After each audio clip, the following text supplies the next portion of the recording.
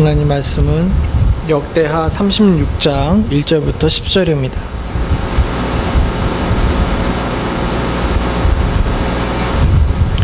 (36장) 1절부터 10절 한 절씩 교독하겠습니다.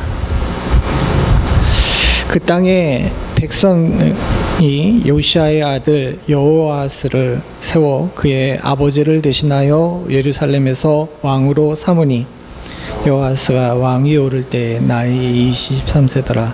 그가 예루살렘에서 다스린 지 석 달에 애굽 왕이 예루살렘에서 그의 왕위를 폐하고 또 그 나라에 은 100달란트와 금 1달란트를 벌금으로 내게 하며 애굽 왕 여김을 세워 유다 왕 역사로 상과 그의 이름을 그쳐 여호야김이라 하고 그의 형제 여호아스를 애굽으로 잡아갔더라. 여호야김이 왕위에 오를 때 나이가 25세라. 예루살렘에서 11년 동안 다스리며 그의 하나님 여호와 보시기에 악을 행하였더라. 바벨론 왕 느부갓네살이 올라와서 그를 치고 그의 살에 결박하여 이를 하루로 잡아갔고, 느부갓네살이 또 여호와의 전 기구를 바벨론으로 가져다가 바벨론에 있는 자기 신당에 두었더니 여호야김의 남은 사적과 그 행한 모든 가증한 일과 그에게 발견된 악행이 이스라엘 왕 연합벽에게 기록되었으니 그의 아들 여호야긴이 대신하여 왕이 되니라. 여호야긴이 왕위에 오를 때 나이가 8세라. 예루살렘에서 석 달 열흘 동안 다스리며 여호와 보시기에 악을 행하였더라.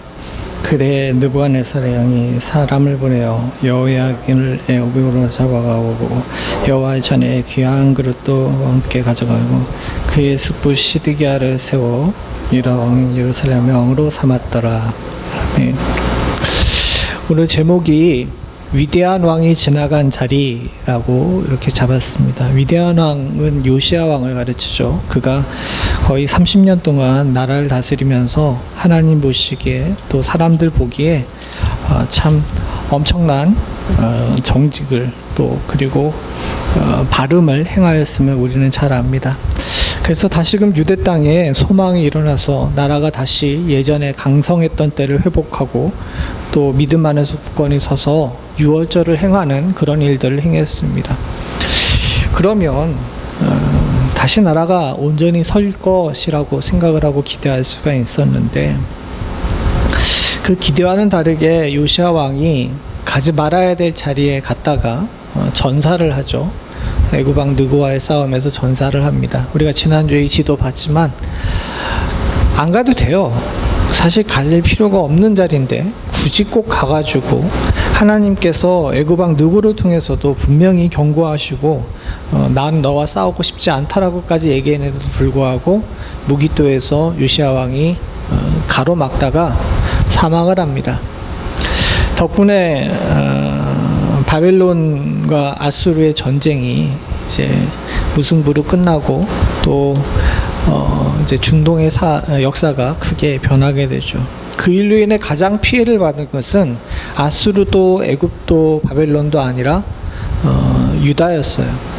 요시야 왕이 죽은 다음에 그 다음서부터는 그의 아들 3명과 손주까지 해서 4명의 왕이 일어나게 되는데, 모두 이 사람들이 참 험난한 인생을 살다가 가게 됩니다. 그래서 이 위대한 왕이 지나간 자리가 정말 골이 깊어요. 그래서 뭐 한국 역사도 그렇지만은 세종대왕이 지나간 다음에 문종이야 뭐 짧게 살았으니까 그렇지만 단종과 세조를 보게 되게 되면 참 그들의 인생이 썩 평안하지 못했다는 사실을 보게 되게 되면 그 자리가 큽니다. 근데 더 나쁜 점은요, 다른 것이 아니라 요시야 왕이 선을 행하면서 국가의 방향을 하나님 앞에 선한 방향으로 틀어놨는데도 불구하고 인간은 그 악을 버리지 못한다는 것이 가장 큰 문제입니다. 성경에도 계속 나오지만 선을 행하고 선을 지키는 일은 쉽지가 않아요. 근데 악을 행하고 악을 택하는 일은 굉장히 쉽습니다. 왜? 인간은 밥 먹듯이 악을 행할 궁리를 하고 있기 때문에 그렇습니다. 우리의 욕망을 따라 살게 되거나 우리의 생각을 따라 살게 되게 되면 그 악함이 금방 도지죠. 오늘 우리 본문에 읽었던 왕들 여호아스, 여호야김, 여호야긴은 제외하고 여호야김 이런 사람들은 나이가 왕이 올랐을 때 20살이 넘었어요. 요시야가 31년 동안 왕이 있는 동안에 이 사람들은 태어나고 자라며 교육을 받았습니다. 선한 왕의 밑에서 바르고 온전하게 잘 컸는데도 불구하고 막상 본인들이 왕이 올랐을 때 다 악하게 행하는 일들을 보게 되죠. 그것은 그만큼 인간이 악을 끊지 못한다는 사실에 대한 경고입니다. 오늘 우리가 이 본문 속에서 얻어야 될 첫 번째 교훈이 있는데, 그것은 뭐냐면 생각보다 인간은 악하다는 겁니다. 그리고 그 악을 제대로 우리가 해결하기가 쉽지가 않다는 거예요. 오늘 본문에도 나오지만 여호야김도 여기는 앞에 나와 있지 않았지만 여호야긴이 다 악하다 그럽니다. 특별히 여호야긴, 오늘 여기 안 나와 있으니까 밑에 보시죠. 9절에 보게 되게 되면 이 여호야긴이 나이가 몇 살에 왕이 올랐어요? 여호야김하고 여호야긴하고 그래서 아니요, 여호야긴이요. 9절에 보게 되면 여호야긴이 왕이 오를 때 8세입니다. 8세. 여호야긴이요. 여기 나와 있는 김이 아니라 긴입니다. 이게 참 이게 발음이 그래서 그런데 여호야긴이 왕이 오를 때 나이가 8세입니다. 그리고 그가 왕이 며칠 동안 있었어요? 석 달 열흘이라고 합니다. 100일 동안 왕이 있었는데 거기에 대해 뭐라고 하죠? 악을 행하였다라고 이야기하죠. 생각을 해보십시오. 6살짜리가 100일 동안 왕이 오르는데 얼마나 뭘 했길래 악하다고 이야기할까라는 생각이 들잖아요. 여기 앞에 나와 있는 것처럼 여호야긴은 11년 동안 왕이 올라와 있었는데 그는 정말 악하게 행했어요. 얼마나 악하게 행했냐면 8절 같이 한번 읽어보죠. 앞에 안 나와 있으니까 밑에 보십시오. 8절 봅니다. 시작. 여호야김의 남은 사적과 그가 행한 모든 가증한 일과 그에게 발견된 악행이 이스라엘과 유다 열왕기에 기록되었으니라. 그의 아들 여호야긴이 대신하여 왕이 되니라. 그리고 오늘 본문 역대기에는 안 나와 있지만 3개월 동안 왕위에 있었던 제일 첫 번째 나온 여호아하스도 열왕기에 보게 되게 되면 열왕기 23장에 보게 되면 그의 조상의 모든 행위대로 여호와 보시기에 악을 행하였다라고 이야기를 합니다. 8살짜리든 20살이 넘어서 왕위가 됐든 11년을 통치하든 석 달을 통치하든 100일을 통치하든 긴장을 놓게 되게 되면 하나님 중심으로 살겠다는 의지가 없게 되면 악하게 되는 거예요. 우리가 요시야 때도 봤지만 요시야가 8살에 왕이 올랐어요. 아버지가 이제 반란으로 살해를 당하고 8살에 왕이 올랐습니다. 그리고 나서 아마 그가 자신의 의지로 선을 세우지 않고 하나님을 믿겠다고 하나님 온전히 바라보겠다고 마음을 먹지 않고 그대로 살았으면 그도 악한 왕이 됐을 겁니다. 그런데 우리가 성경에서 봤듯이 그가 나이가 먹어가지고 8살 때 왕이 올라서 8년이 지난 다음에 16살 본인의 의지를 세울 수 있는 그때부터 나는 하나님만을 비로소 찾고 그 말씀대로 살기로 작정하면서 그의 선함이 시작된 겁니다. 즉 선함은요, 악은 자연스럽게 돼요. 그냥 우리가 가만히 있으면 우리가 악을 행하게 되는데 선함은 의지가 있어야 되고 선함은 결단이 있어야 되고 선함은 노력이 있어야 됩니다. 우리가 그냥 뭐 법 없이도 살아라고 이야기하면서 그렇게 생각을 하는데 그건 잘못된 생각입니다. 성경적으로 볼 때 또 심리학적으로 볼 때나 사회과학적으로 볼 때 인간은 노력이 없이 선을 유지할 수가 없어요.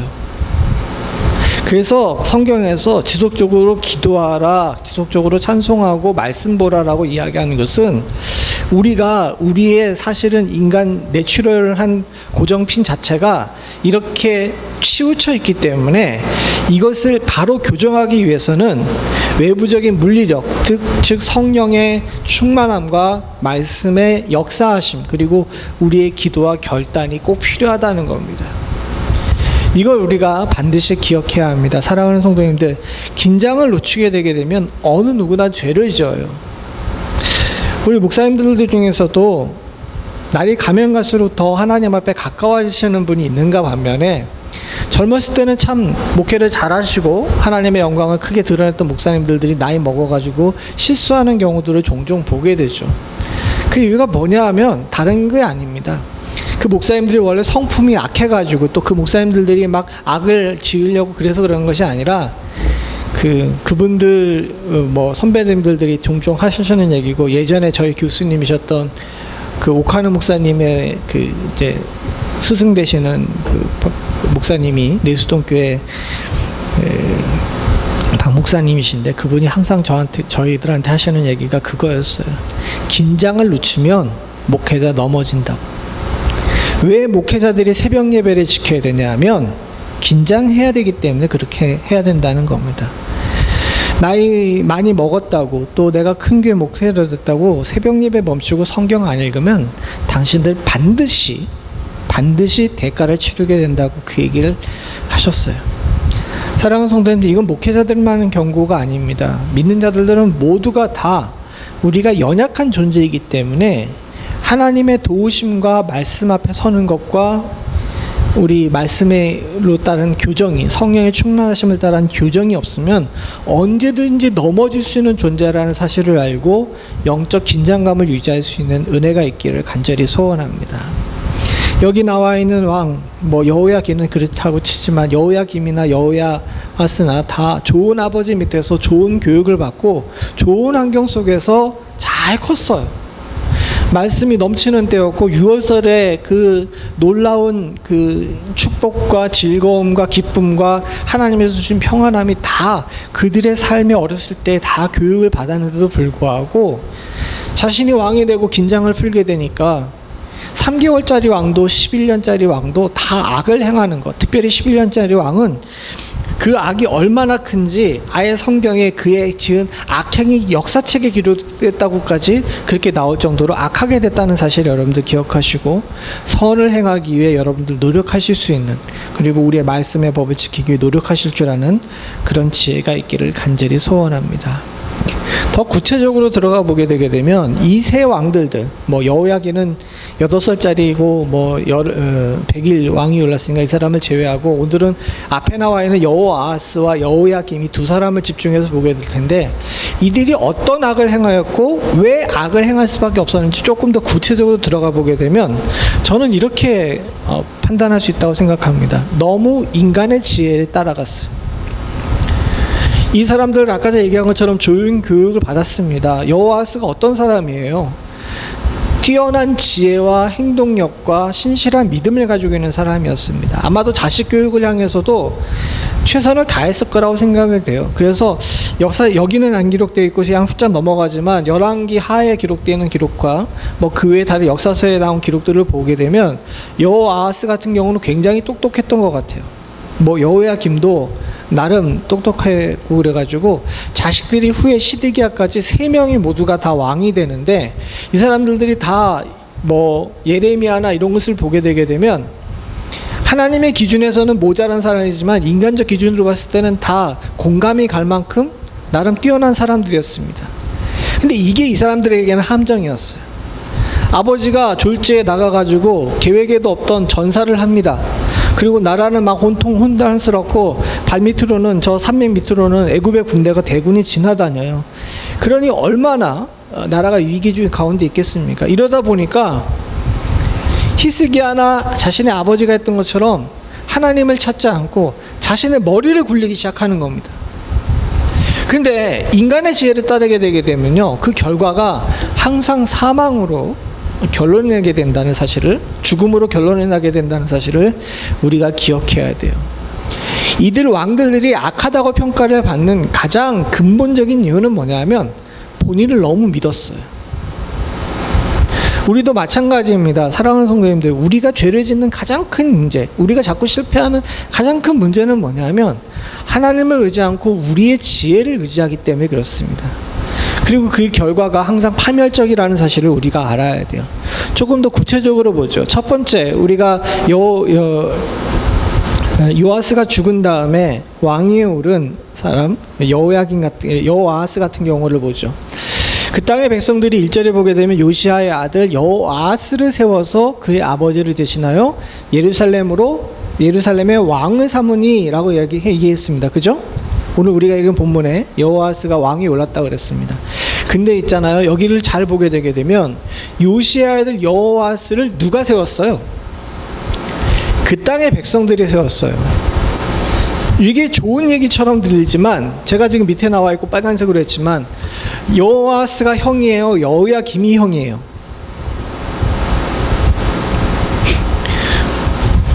제가 빨간 걸로 글자를 써놨잖아요. 여호아스가 형이에요, 여호야김이 형이에요? 여호아스는 23세의 왕이 되고 여호야김은 25세의 왕이 됐잖아요. 그 둘이 같은 해에 왕이 된 겁니다. 왜? 여호아스가 석 달밖에 왕위에 올리지 않았으니까. 그러니까 사실상 여호야김이 여호아스보다 더 형인 거예요. 그럼 생각해 봅시다. 아버지가 전쟁에 나갔다가 죽었어요. 죽었으면 그 전에 있었던 일들을 다 보게 되게 되면 누가 왕이 돼야 돼요? 그렇죠. 장자인 여호야김이 왕이 됐어야 됐을 겁니다. 그런데 이복 동생인 여호아스가 백성들의 지지를 입고 왕위에 올랐어요. 그 얘기는 뭡니까? 첫째 왕자보다 둘째 왕자가 더 백성들한테 인기가 많았다는 거죠. 제가 아까 전에 얘기했지만 여러 역사적 기록을 보게 되면 여호아스가 굉장히 뭐라 그래야 되나, 똑똑한 사람이었던 것 같은데, 이 사람이 여호아스가 왕위에 오르게 된 것은 사실 본인의 능력이에요. 자기가 아마 생각할 때 그랬을 겁니다. 형이 왕이 되게 되면 나라 말아먹을 것 같다는 그런 생각을 가졌을 거예요.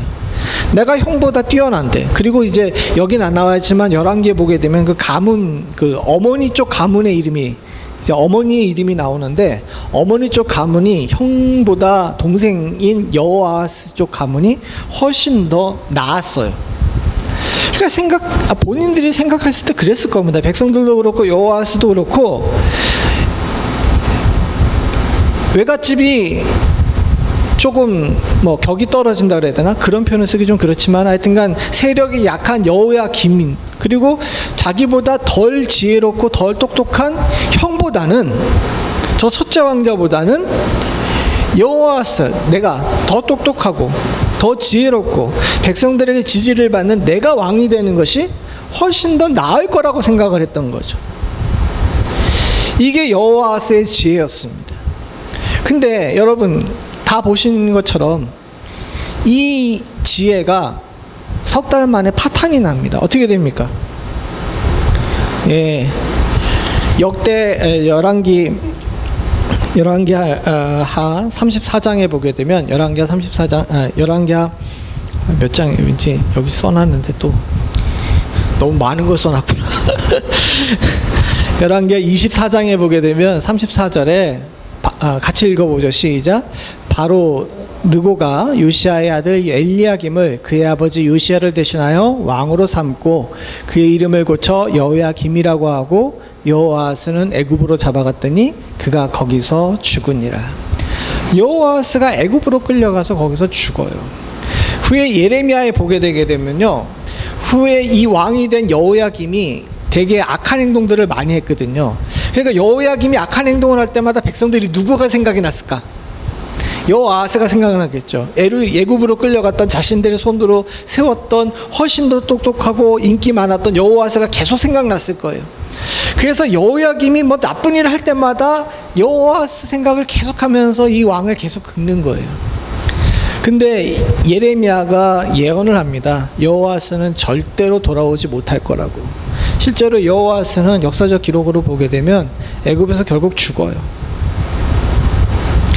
본인이 더 똑똑하고 내가 나라를 구제할 수 있고 위기의 상황 속에 아버지가 전사하고 나라가 풍전등화의 위기 속에 있을 때 내가 구원할 수 있을 거라고 생각했지만 결국 그는 그의 삶도 구원하지 못하고 타국 땅에서 갇혀서 살다가 죽습니다. 이게 인간의 지혜의 한계예요.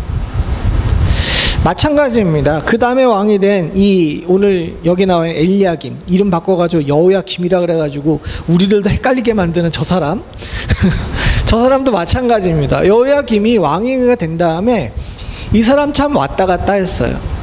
여호야김을 왕으로 세운 사람들은 애굽 사람들이잖아요. 그래서 처음에는 애굽 사람들에게 충성을 합니다. 여호야김이 애굽 사람들에게 충성을 하는데, 그러다가 무슨 일이 있었냐면, 요 다음엔 지도를 봐야 되는데, 여기서 요시야 왕이 죽잖아요. 죽고 나서 갈그미스로 갔는데 이때 아수르와 바벨론이 전쟁하다가 무승부가 납니다. 그래서 아수르가 계속 살아남아요. 그러니까 애굽 왕이 이 요시야 때문에 자신들이 애굽과 아수르 연합군이 바벨론을 이기지 못하니까 돌아가면서 화가 나가지고 아까 전에 말한 것처럼 여호아스를 폐위시키고 누구를 왕위에 올립니까? 여호야김을 왕위로 올려놔요. 여호야김을 왕위로 올려놨는데 문제가 여기서 생깁니다. 그리고 나선 이제 그 후에 그 2차 전쟁이 일어나게 됩니다. 2차 전쟁이 일어났는데 2차 전쟁이 언제 일어나게 되냐면 여기 보시죠. 606년이라고 되는데 605년이 맞아요. 605년에 이 갈그미스에서 애굽이랑 아수르 연합군이 바벨론하고 또 붙습니다. 또 붙는데 이때 전쟁이 조금 애매한 게 성경에 나와 있지 않지만 그때 바벨론랑 이 나보폴라살이 전사를 합니다. 근데 전쟁은 바벨론이 이겨요. 그러니까 이게 참 묘한데 두 나라 군대가 붙어갔는데 이긴 나라 군대의 왕이 전사를 한 겁니다. 그래가지고 결국은 아수르가 멸망을 하게 되고 애굽은 쫓겨내려오게 되죠. 그리고 나서 이 나보폴라살 다음에 왕이 된 사람이 여러분들 성경 속에서 자주 나오는 느부갓네살이에요. 근데 생각을 해보십시오. 전쟁에서 애굽과 아수르 연합군한테 아버지가 죽었어요. 느부갓네살이 화가 나 있을까요? 안 나 있을까요? 뭐 대신 왕이 됐으니까 기뻐요? 어쨌든 전장에서 아버지가 전사했으니까 이 느부갓네살 입장에서 보게 되게 되면 굉장히 화가 많이 났죠. 그래가지고 그냥 여기서 끝난 것이 아니라 군대를 이끌고 애굽을 추적을 합니다. 추적을 해가지고 이렇게 쭉 내려오는 거예요. 그래서 애굽이 그때 당시에 굉장히 비참하게 이렇게 퇴각을 합니다. 어쨌든 느부갓네살이 군대를 이끌고 쭉 내려오니까 어디에서 걸립니까? 예루살렘에서 걸리죠. 예루살렘에서 걸리니까 아까 전에 본문에 나온 것처럼 여호야김 시대에 바벨론랑 느부갓네살이 이때 이게 쫓아온 거예요. 아버지가 전사하고 난 거니까 거기를 쫓아온 겁니다. 이때 여호야김이 어떻게 합니까? 납작 엎드린 거예요. 왜? 저 하나 있는 느부갓네살 왕한테 잘못 덤볐다가는 괜히 나를 왕위에 올려준 애굽 편을 들고 잘못 덤볐다가는 자신의 왕위가 결단날 것 같으니까 바벨론 왕한테 납작 엎드렸던 거죠. 여기까지는 좋았어요. 근데 문제가 생겼습니다. 무슨 문제가 생겼냐면 다시 지도로 보게 되면 605년에 여기서 전쟁이 일어나게 됐잖아요. 그래서 이겨가지고 애굽을 여기 안으로 몰아넣긴 했는데 그 다음에 바벨론이 이제 정식으로 느부갓네살이 바벨론으로 돌아가서 왕위를 계승한 다음에 아버지의 원수를 갚겠다고 애굽을 치려고 군대를 일으킵니다. 그 군대를 일으켜가지고 이렇게 이쪽 예루살렘으로 와서 여기서 진영을 피고 군대를 일으켜서 애굽과 전쟁을 하는데 이게 참 묘한 게 애굽이 여기서는 졌는데 이 전쟁에서는 애굽이 이겼어요. 그래서 BC 601년에 3년 동안 바벨론과 애굽 전쟁에서 결국 바벨론이 철수를 합니다. 그러니까 이 여호야김이 어떻게 생각을 한 겁니까? 상황이 또 바뀌었네? 그러니까 어떻게 한 겁니까? 배신을 한 거예요. 근데 이 사람이 잘못 생각을 한 거지. 잘못 생각한 게 뭐냐면 바벨론 입장에서 보게 되면 애굽과의 전쟁에서 그 느부갓네살 유일하게 진 전쟁이 애굽과의 전쟁이거든요. 애굽과의 전쟁에서 진 것도 열받은데 그 옆에 붙어있는 코딱지만한 나라가 배반을 때리니까 누구한테 화풀이를 했겠어요? 원래 한강에서 종로에서 뺨 맞으면 어디 가서 한강을 하는 이거 반대인가? 한강에서 뺨 맞으면 종로에서 화풀이 한다고. 여기 애굽한테 얻어맞은 것을 갖다가 누구한테 화풀이를 했냐면 배반한 여호야김한테 화풀이를 한 겁니다. 그래서 2절을 같이 봅니다. 시작. 여호와께서 그의 종 선지자들을 통하여 하신 말씀과 같이 갈다의 부대와 아람의 부대와 모압의 부대와 암몬 자손의 부대를 여호야김에게로 보내 유다를 쳐 멸하게 하시니. 직접 가지도 않습니다. 직접 가지도 않고 물론 그 뒤에 오긴 했지만 직접 가지도 않고 처음에는 자신들에게 충성하는 모압이나 암몬 자손의 부대를 갖다가 쳐서 그 예루살렘을 이렇게 포위를 합니다. 아까 전에 605년에 여기 아까 전에 1절에 나왔던 이때 그 아버지를 잃고 나서 느부갓네살 왕이 이렇게 쭉 쫓아 내려왔었을 때 그때 다니엘이 한번 잡혀가거든요. 그때 1차 포로예요. 그리고 나서 2절에 나와 있는 이때 2차 포로가 일어나게 됩니다. 근데 어쨌든 이 일로 인해서 여호야김이 결국 죽습니다. 죽는데 어떻게 죽냐면 이 사람은 되게 비참하게 죽어요. 오늘 본문에 나와 있지 않지만 그냥 단순히 뭐 바벨론을 끌려가서 죽었다라고 이렇게 나와 있는데 사실 그렇게 죽지 않아요. 예레미야 22장 18절부터 19절에 이 죽음에 대해서 예레미야가 예언을 했는데 한번 여러분 같이 읽어보죠. 시작.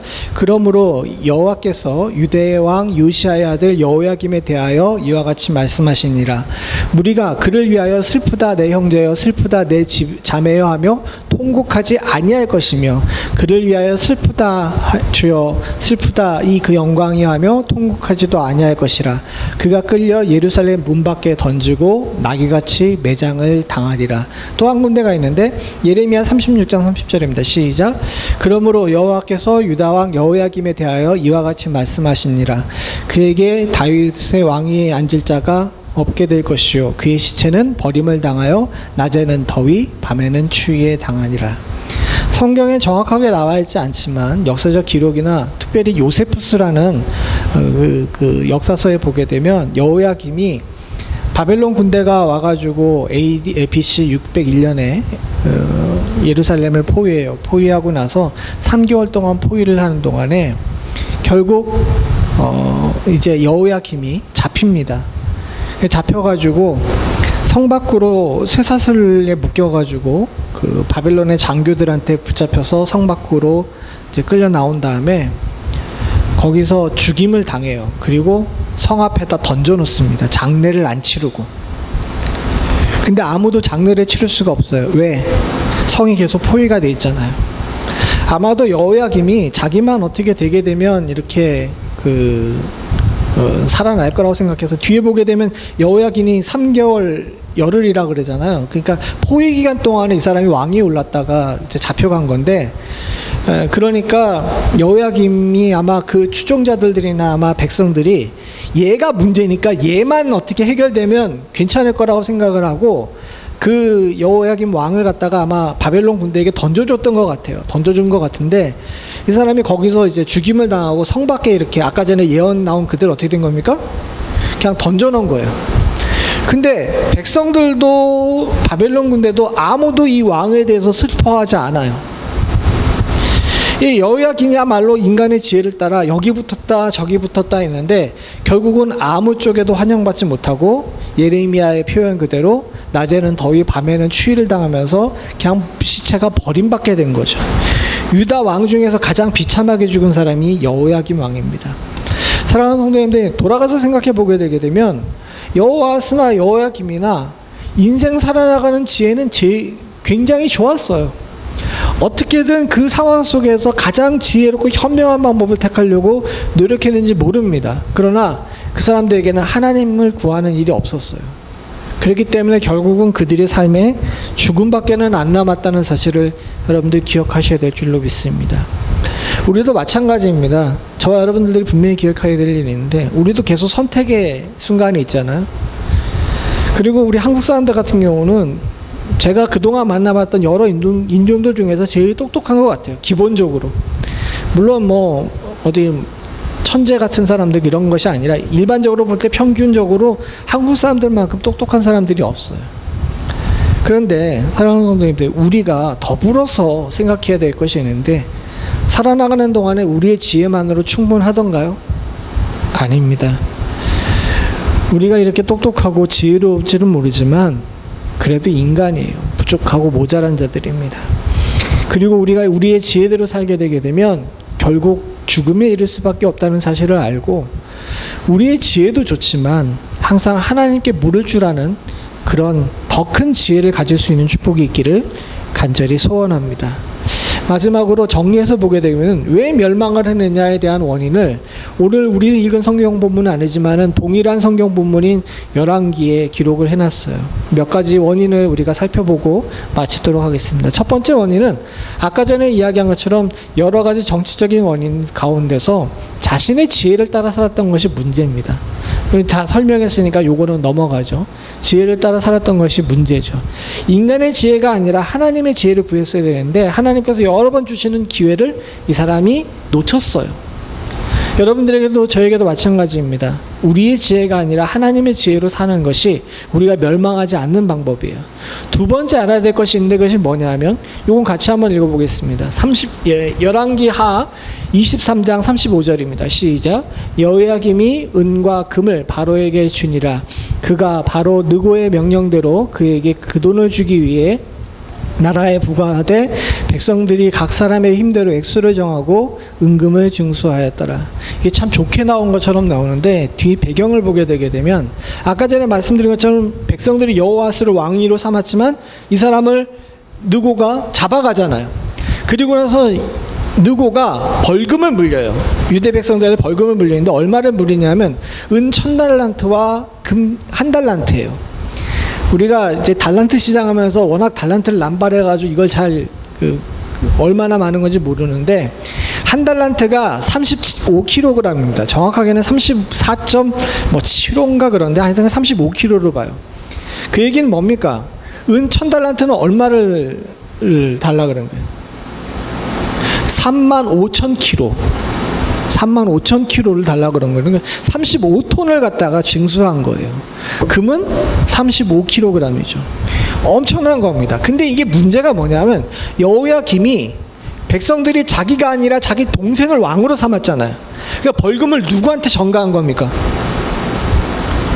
니들이 애를 왕으로 삼았다가 이런 일이 벌어졌으니까 니들이 벌금을 내라 그러고서 이 여호야김이 어떻게 했냐면 세금은 세금대로 내게 하고 저기 나온 저 벌금을 갖다가 백성들한테 강제징수를 했어요. 그리고 이 강제징수에 응하지 않는 사람들 같은 경우는 그냥 죽였습니다. 더 나쁜 것은 성경에 나와 있지 않지만은 미드라시에 보게 되면 여호야김이 이 와중에 왕궁을 새로 져요. 그러니까 나라 망하려고 작정을 한 거죠. 여호야김이 왕궁을 새로 져요. 그러니까 백성들한테 저 은 1000달란트 그리고 금 1달란트를 징수하면서 그것만 징수한 게 아닙니다. 더 많이 징수해서 벌금을 내고 나머지 돈으로 자기 왕궁을 갖다가 새로 진 겁니다. 그랬으니 백성이 여호야김을 좋아했겠어요? 안 좋아했겠어요? 안 좋아하죠. 그러다가 어떤 일까지 있었냐면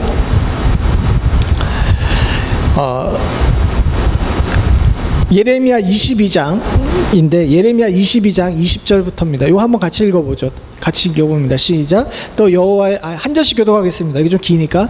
또 여호와의 이름으로 예언하는 산 사람이 있는데 곧 기럇 여아림의 스마야의 아들 우리아라. 그가 예레미야의 모든 말과 같이 이 성과 이 땅에 경고하여 예언하매. 같이 읽어 21절 있습니다. 여호야김 왕과 그 모든 용사와 그 모든 고관이 그의 말을 듣고 왕이 그를 죽이려고 하매 우리아가 그 말을 듣고 두려워 애굽으로 도망하여 간지라. 여호야김 왕이 사람을 애굽으로 보내매 곧 악불의 아들 엘라단과 몇 사람을 함께 애굽으로 보냈더니 우리아를 애굽에서 연행하여 여호야김 왕에게 이름에 왕이 칼로 그를 죽이고 그의 시체를 평민의 모지에 던지게 하니라. 이게 무슨 얘기냐 하게 되면 우리아라는 사람이 있었어요. 아마 귀족이었던 것 같습니다. 이 귀족이었는데 이 사람이 왕이 잘못한 것들에 대해 예언을 했어요. 하나님께서 그에게 성령 임하셔가지고 그 하나님의 이름으로 예언을 했는데 왕이 이 말을 듣고 열을 받은 거야. 그러니까 우리아가 왕이 화났다는 것을 알고 애굽으로 도망을 갔는데 사람까지 보내서 추격조를 보내가지고 애굽까지 가가지고 우리아를 갖다가 잡아온 겁니다. 그리고 우리아를 백성들이 보는 앞에서 죽이고 이 사람을 평민의 묘지에 던졌어요. 결국 우리아가 성 밖에서 던져가지고 정말 개처럼 이렇게 된 것은 이때 우리아에 대한 그냥 복수입니다. 그러니까 본인 자체가 하나님 말씀을 듣지 않으려고 그러는 거예요. 더 이걸 어떻게 할 수 있냐면 예레미야 36장인데 이것도 좀 기니까 한 절씩 교독하겠습니다. 그들이 두루마리를 서기관 엘리사마의 방에 두고 뜰에 들어가 왕께 나아가 이 모든 말을 왕의 귀에 아뢰니 예후디를 보내어 이 두루마리를 가져오게 하며 예후디가 선지자 엘리사마의 방에서 가져다가 왕과 왕의 곁에서 모든 귀관의 귀에 낭독하니 그때 9달째 달이라 왕이 겨울궁전에 앉았고 그 앞에는 불피운 화로가 있더라. 예후디가 서너 쪽을 낭독하면 왕이 칼로 그것을 연하여 베어 화로에 불려던져 두루마리를 모두 태웠더라. 왕과 그의 신하들이 이 모든 말을 듣고도 두려워하거나 자기 옷을 찢지 아니하고 엘라단과 들라야와 그라가 왕께 두루마리를 불사르지므로 아뢰어도 왕이 듣지 아니하였으며 같이 있습니다. 왕이 왕의 아들 여라무엘과 아스라엘의 아들 스마라와 압디엘의 아들 샬라마에게 명하여 서기관 바룩과 선지자 예레미야를 잡으라 하였으나 여호와께서 그들을 숨기셨더라. 앞에 좀 긴데 요것만 잘라서 나오는데 예레미야가 여호야김을 향하여서 하나님의 말씀으로 예언을 했어요. 그걸 그냥 예언한 것만 아니라 서기관인 바룩을 시켜가지고 그걸 다 적게 만들었습니다. 적어서 이것을 왕에게 보여주라고 왕에게 줬는데 이 왕이 어떻게 했냐면 화로 앞에 앉아가지고 이렇게 예전에는 그게 양피지로 이렇게 두루마리였잖아요.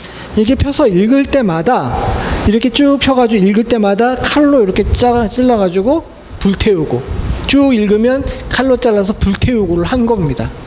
여기 23절에 나온 것처럼 서너 쪽을 낭독한 왕이 칼로 그것을 연하여 베어서 불로 두루마리를 태웠다 그랬잖아요. 옆에서 말려도 듣질 않아요. 이 사람은 하나님 말씀이 와가지고 직접 경고를 하는데도 불구하고 듣지를 않을 뿐만 아니라 이것을 보고서 두려워하지도 않는 겁니다. 그러니까 멸망의 두 번째 원인은 뭐냐면 첫 번째는 자기 지혜로 살았기 때문이지만 두 번째는 하나님 말씀을 듣지 않은 거예요. 하나님 말씀을 듣지 않았을 뿐만 아니라 백성들을 사랑하지도 않았습니다. 그래서 마지막으로 주님께서 뭐라고 결론을 내리시냐 하면 요거 같이 읽어보고 말씀을 마치도록 하겠습니다. 오늘 본문은 아니지만 열왕기 24장에 왜 이스라엘이 유다가 멸망했는지를 적어놓은 거예요. 같이 봅니다. 시작.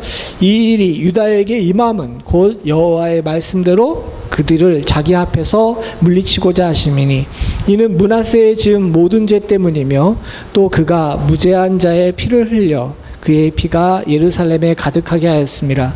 여호와께서 사하시기를 즐겨하지 아니하시니라.